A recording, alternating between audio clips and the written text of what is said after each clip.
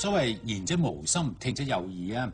我哋措辭一定要小心，仲要留意潮流，唔好頑固。你睇呢個字 gay， 本來嘅意思咧就係 happy、light-hearted、cheerful， 就係開心咁簡單。但係而家咧一啲都唔簡單。據查60、70年代 gay 呢已經代表咗 homosexual 同性戀啦，同性戀者都唔反對 gay 呢個字。嗱，而家我哋咧千萬唔好輕輕易易咁講 a gay person。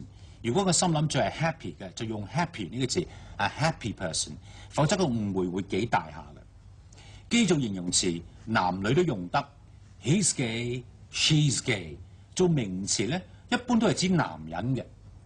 gays 就係男同性戀者，女同性戀者咧用嘅字就係 lesbian， 複數咧就係加 s lesbians。